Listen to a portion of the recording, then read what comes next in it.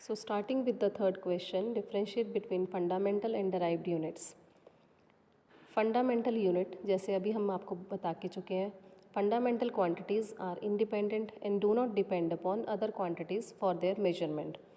वो सारी क्वांटिटीज़ जो किसी और पे डिपेंड नहीं करती, निर्भर नहीं करती और अपने आप में सेल्फ सफिशेंट होती हैं, जिनको हम अपने आप से मेजर कर सकते हैं, उन सारी क्वांटिटीज़ को हम क्या बोलते हैं? Fundamental quantities.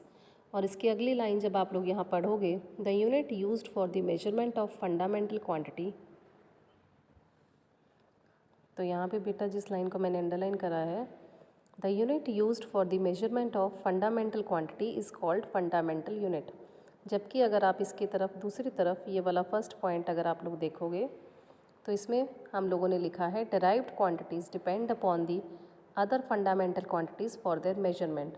वो सारी की सारी क्वांटिटीज़ जो फंडामेंटल क्वांटिटीज़ के ऊपर डिपेंड करती हैं, उन सारी क्वांटिटीज़ को डेराइव्ड क्वांटिटीज़ बोला जाता है। और इन डेराइव्ड क्वांटिटीज़ की मेजरमेंट के लिए हम जो भी यूनिट्स यूज़ करते हैं, उन सारे यूनिट्स को डेराइव्ड यूनिट्स बोला जाता है। तो आप यहाँ पे डेफिनेशन देख सकते हो, the unit used for the measurement of derived quantity is called derived unit.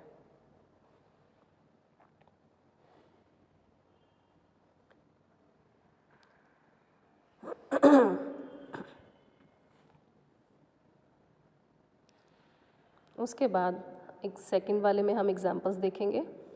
Fundamental units of mass, length and time are, mass का फंडामेंटल यूनिट किलोग्राम, लेंथ का fundamental unit mass metre and time का fundamental unit second.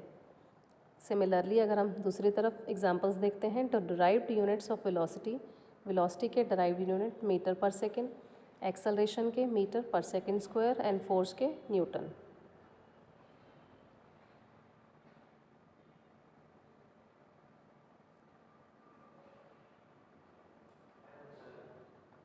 उसके बाद जब हम third point read करते हैं, fundamental units can not be broken down into elementary units, in fact these are elementary units. तो fundamental units वो यूनिट हैं जिसको हम फर्दर ब्रेकअप नहीं कर सकते, वो खुद अपने आप में एलिमेंट्री यूनिट्स होते हैं। जबकि इस तरफ derived units can be broken down into elementary units composed of fundamental units.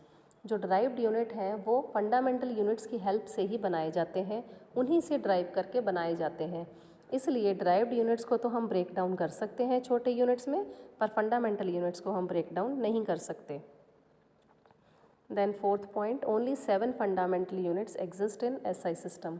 SI system के अंदर जो सिस्टम ऑफ इंटरनेशनल यूनिट्स हैं उसके अंदर सिर्फ 7 फंडामेंटल यूनिट्स होते हैं, जबकि ड्राइव्ड यूनिट्स की कोई लिमिट नहीं है। Large number of derived units are available. Then fifth point, fundamental units can not be expressed in terms of derived units. Fundamental unit को हम डिराइव्ड यूनिट्स के टर्म्स में नहीं लिख सकते, नहीं एक्सप्रेस कर सकते, जबकि derived units can B expressed in terms of fundamental units.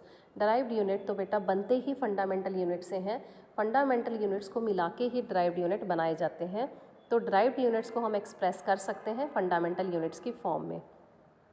Then sixth point, fundamental units are independently defined and often the quantities are directly measurable in a physical system. इधर है derived quantities are formed by product of powers of fundamental units. इसकी last line अगर आप लोग चाहो तो ये cut off भी कर सकते हो, इसकी ज़रूरत नहीं है।